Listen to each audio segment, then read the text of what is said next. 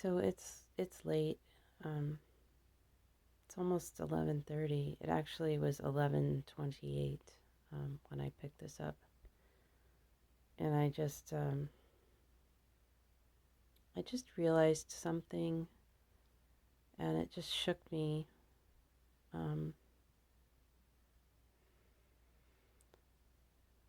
as I've said, this year has been really heavy, and I didn't say everything. Of course, I just sort of hit some highlights. Um, there have been a lot of endings. Let's just um, say that, just a lot of goodbyes to very solid, long standing, you know, those, the weft threads to your weaving, the constant changing of the weaving, the weft stays the same and it sort of, you just sort of flow around it and it's always there, it's just always there. But then, at some point, I guess, to continue the metaphor, the the the weaving piece ends. It's done, and it's time to take it off of the loom. And so there's just been a lot of those kinds of endings this year.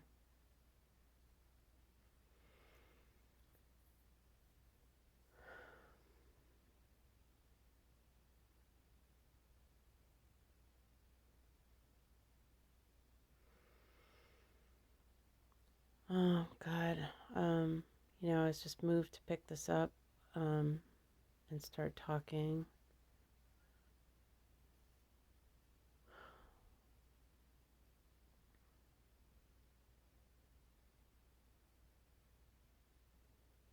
And now I'm not really sure what I'm saying. Can't remember. I kind of got lost in the moment there, but it's well. All right, I'll just take a look at this reading here. It's just an overall reading. I could do one. I usually do one once a day, but well, I should say I do one once a day, and then sometimes twice. Um, and tonight is a twice, and so there are some repeating cards from this morning's reading, namely here, um, Ten of Swords. Oops, maybe I should just pick them up. Yeah, she's pretty scary. She's like the Morgan.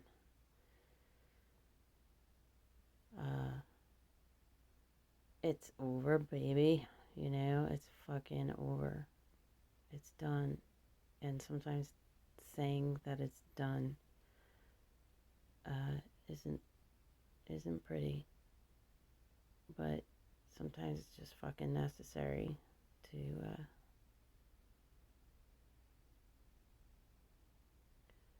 cut your losses and move on.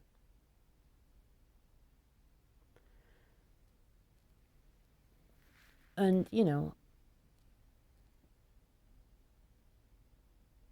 there are depths to those moments, but this is also a repeating card from this morning's reading. This is the blasted beach in this deck.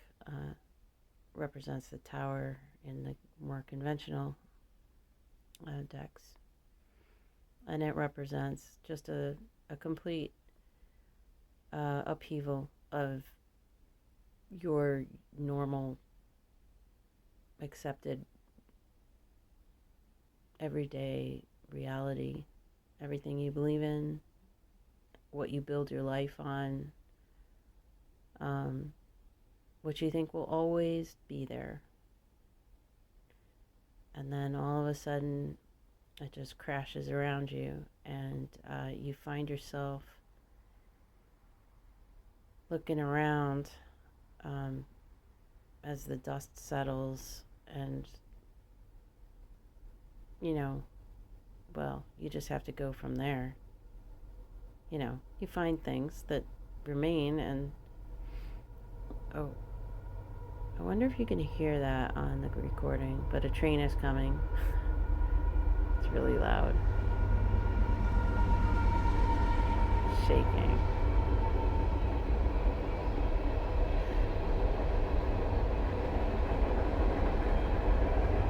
I like I like living next to train tracks. It's very cool in many ways. So I'm not really sure if I should stop talking while the train is going because it sounds really loud to me, but the camera may be muting it somehow.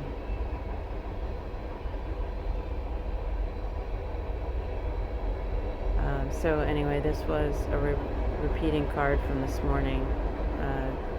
The tower is a pretty drastic, um, upheaval, crashing down of your accepted reality, and then you have to sort of figure out what still works with you. Like what remains viable, what remains wick.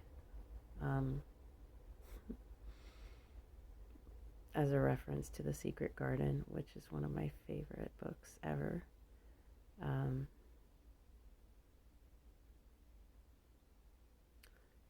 can't remember the author. It's an old book, The Secret Garden.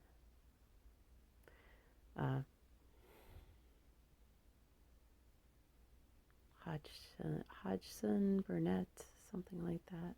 I don't know. Yeah, so that was this morning, and it's very late, and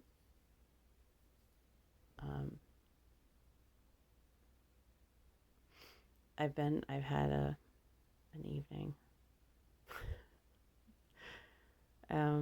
Anyway,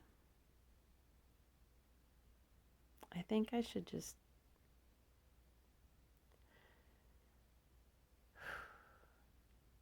all right, no, I'm gonna just keep going. All right. So how do I read this reading? I'm just gonna talk about this reading. No,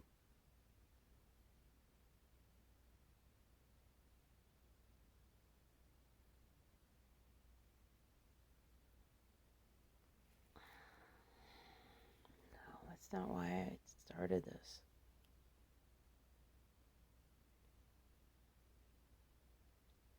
That's not what I was thinking about.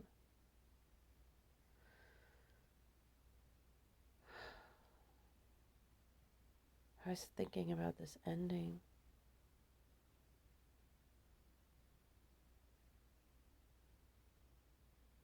And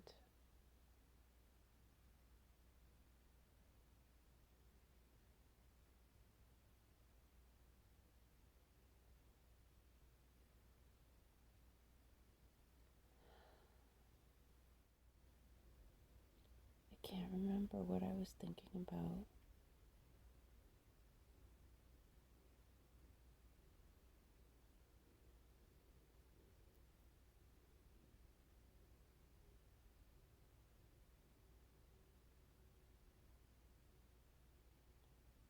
All these works of art, these tapestries, stories, the stories we tell ourselves as we go about our lives.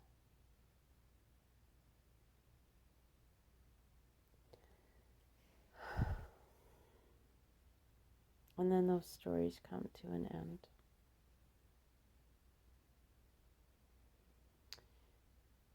So the reason I fucking originally picked this phone up to make this recording, and I couldn't remember until just now,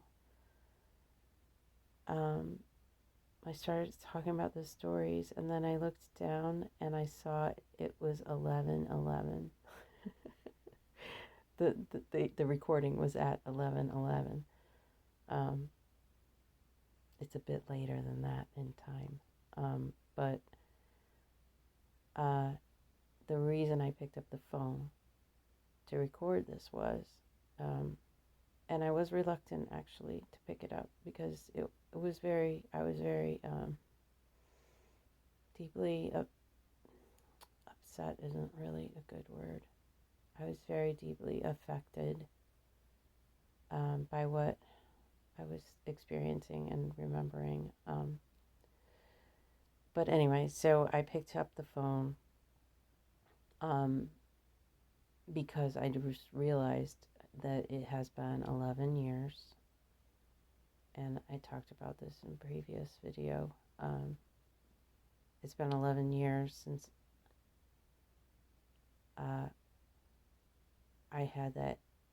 I was on a camping trip and had that realization that I needed to be the one who loved myself.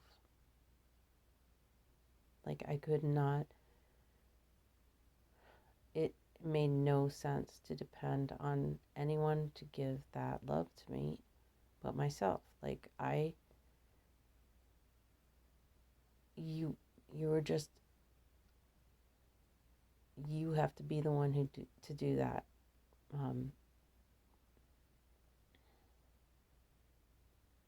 And it set me off on this journey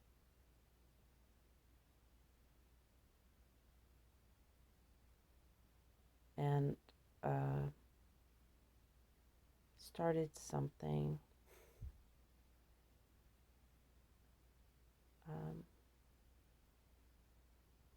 that is of my shadow realm.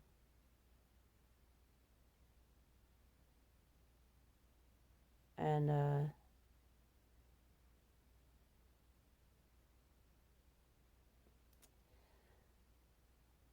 it has, that story has run its course. And it's time to cut the tapestry from the loom.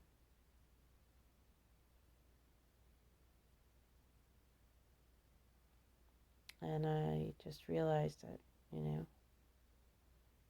11 years. It's been 11 years. And it was 2012. It was such a fucking, it wasn't just, it was like part of this whole journey toward myself. And it was connected with that camping trip in August. And I don't know what day it was in August, but basically 11 years ago, right now. And I had that realization that I needed to love myself. And it has led me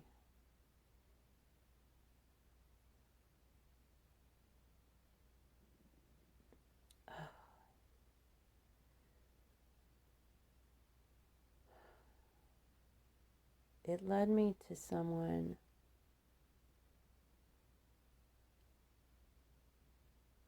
who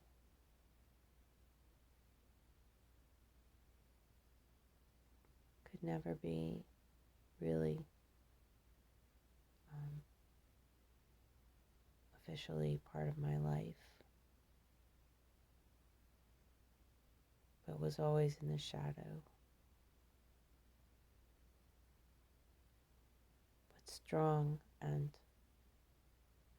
always there, and acted as um, a framework, a weft, or like a trellis, like something for a plant to grab onto so it can climb up into the light. That's what this person was. They allowed me to weave my fantasies, weave my narratives, my stories,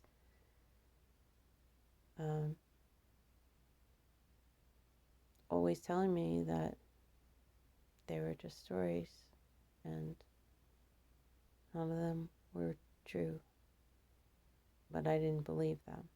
I didn't really believe them because the feelings were so strong, and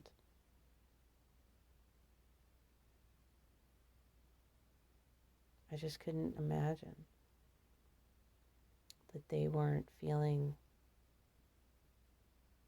what I was feeling or something close. And it was like always obvious, always right there. All the signs, everything, like if I were to be an outsider reading it, they'd be like, yeah, you're just, you know, going around in circles. That's all you're doing is just going around in circles. You're like indulging in a fucking drug. But I kept doing it because it was so strong. And I don't regret it at all because it has also helped me to climb up into the light in my own life. Like it has helped me, I don't know. I don't know.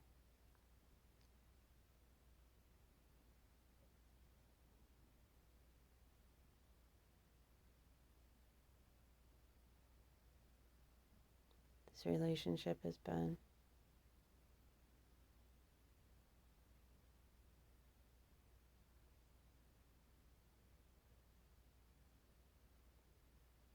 torturous in a lot of ways, but also joyous, and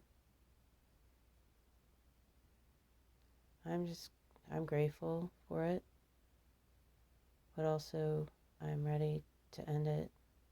Like I'm completely ready to end it now.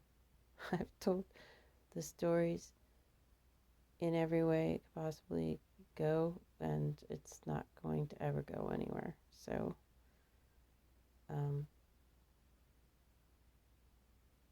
yeah, I'm done. I mean, I'm done.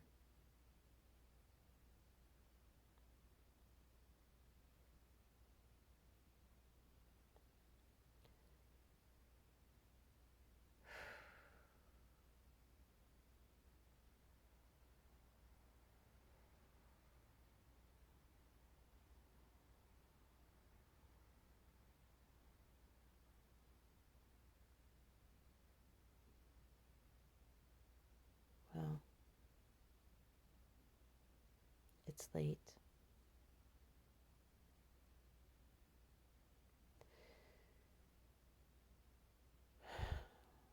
Let's take a look at this reading, just really quick.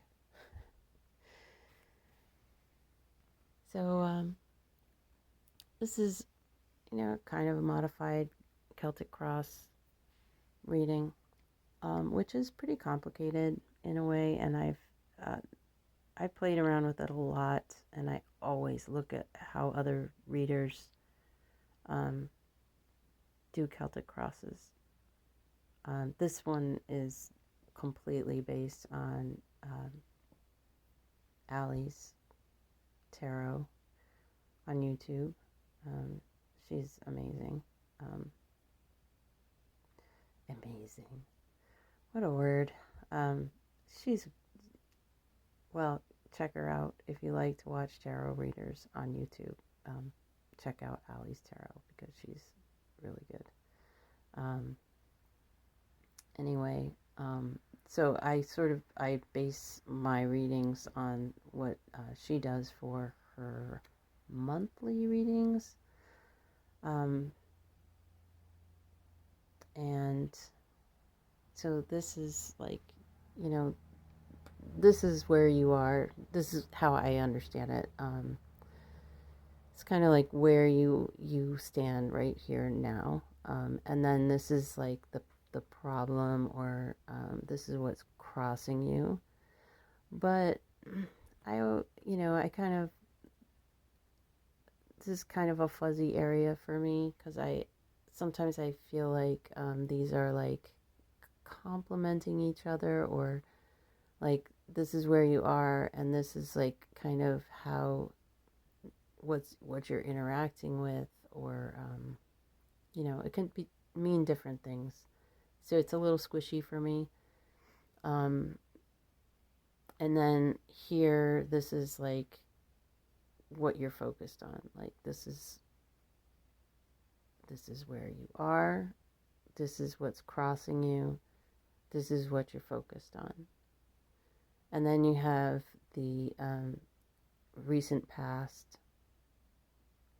And here is your strength. And then here is your, I'm looking through the camera and it's really weird. I should just talk and look at my hand. So this is immediate future. And this is a supporting energies for the situation. And these are hidden influences.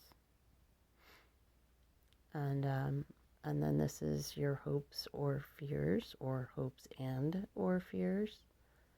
And this is the sort of likely outcome based on everything that's going on here. And of course, no changes, because change always happens. Change can be happening right now as I'm speaking. And none of this can be even like anything like what it was when I actually put this reading down, which has been at least 45 minutes ago now. So this is like the likely outcome. And then this is the overall energy of the reading. And then up here are kind of like little additions that I did. And I think of it as the universe. Like this is what the universe says, which Ali does at the end of her readings as well, except she kind of does it. She draws them, like draws 3 cards. But I just use, like I pull another card and then I turn it over to the bottom of the deck. And so that's kind of how I think of the reading, how it's laid out. So the 8 of Pentacles here really is a work card. I always think of it as a work, or more of a career card, something that you invest your time and effort in over a long extended period of time to try to get like the perfect kind of thing. But also, of course, your passionate work, your life's work. And then so the 8 of Pentacles it's a good card, that's a good card. It's like you're working towards something, you're really trying to perfect something, and it means a lot to you. And then for the cross, the Empress, she is a beautiful card and thoughtful in this deck. She's just lovely. She's thinking, and we wonder, what's she thinking about? But she's always abundant. The Empress is Mother Earth, Mother Nature. So, also number 3. And then for the focus of the reading is the star, and the star is always hope.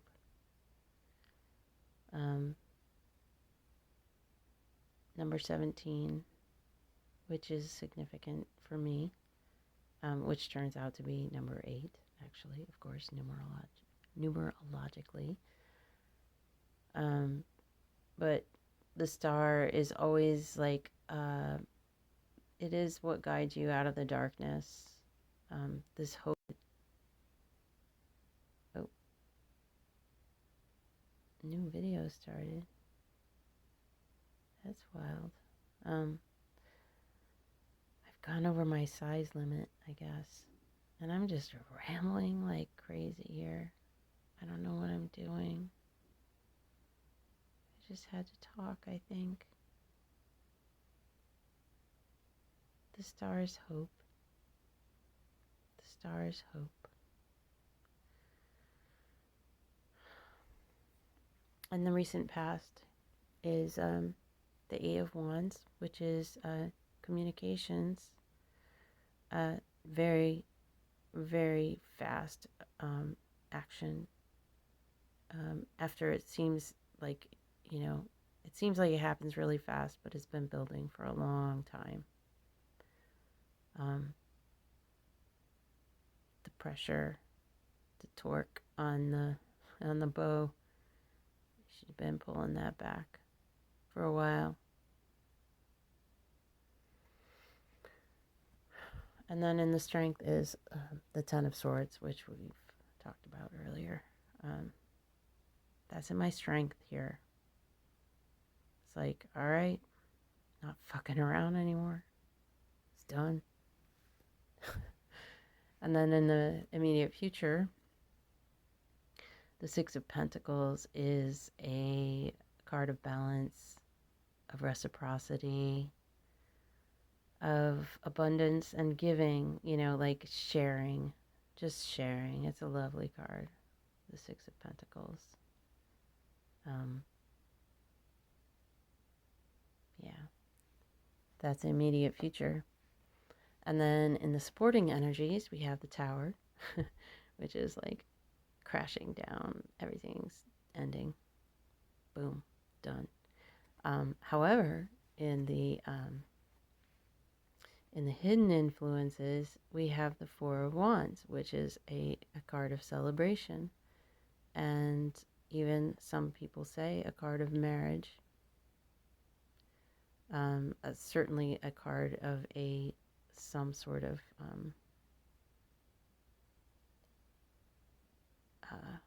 loving and happy gathering for one reason or another.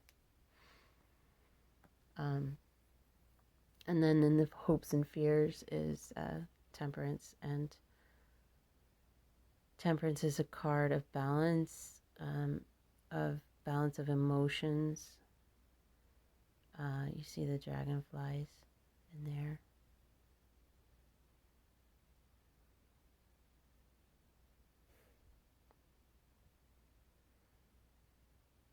It's also the card of Sagittarius, which I am Sagittarius. And then into the likely outcome is the Seven of Wands, which is a card of struggle, but also of ultimate, it'll be okay. Ultimately, you will persevere and get through this and be stronger for it. It's also a card of writing, but the final outcome, it's sort of a solitary seeming card, but also just climbing out of difficulties. And then the overall energy of the reading is the Nine of Cups, which is a wish fulfillment card in many decks, but in this one, it's more of a it can denote having everything, that you desire, but it also can denote just looking into that cup and realizing everything that goes into your life, good and bad, makes up your life, and we can be nourished by things that hurt us deeply. There is always something to come from all of our experiences. And I'm not trying to sugarcoat things that are terrible, but we can derive nourishment from things that hurt us. So that this card can symbolize that, at least in this deck.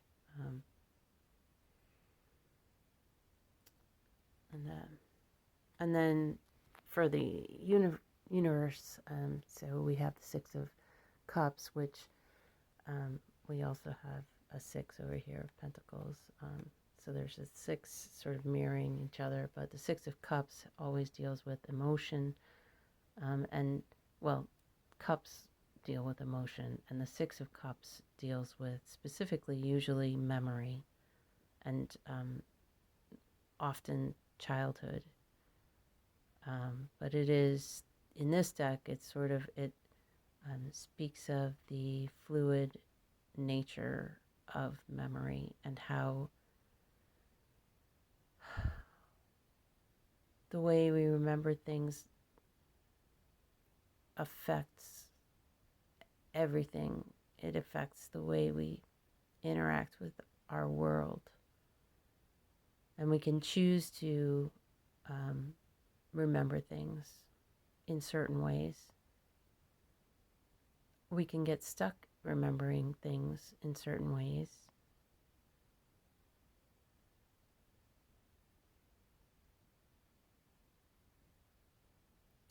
And we change memories when we recall them. Like just the act of recalling a memory will alter that memory in some way. So it's a pretty deep card, this Six of Cups. So that's in the universe. And then on the bottom of the deck is the 9 of Pentacles. And then, of course, we have a corresponding 9 of Cups here. So 6 of Cups, 6 of Pentacles, 9 of Pentacles, 9 of Cups. So that's kind of interesting. But the 9 of Pentacles is, it is almost invariably a woman, a lone woman, who is surrounded by absolute beauty and everything she could possibly want or need. She has everything she needs, and she is alone and happy. She's content. She needs nothing. That's the 9 of Pentacles.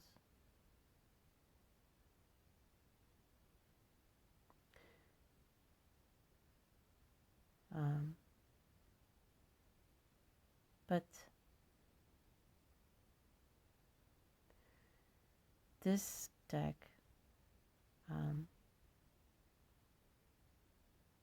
says, you've got all this, and you also have people waiting to see you Um, and you're just sort of like having that moment with this wild, beautiful robin, before you turn and go to greet your guests, and have a lovely time.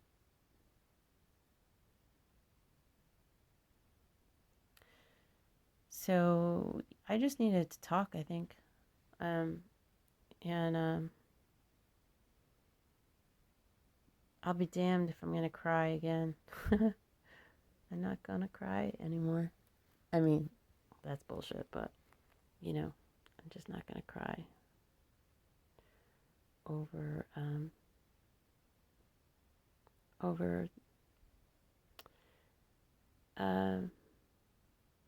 why would I cry? It's a beautiful thing, it's a beautiful piece of art. Um but it's over. It's a beautiful movie. It was great. Beautiful story, beautiful book, beautiful chapter. And it's done. And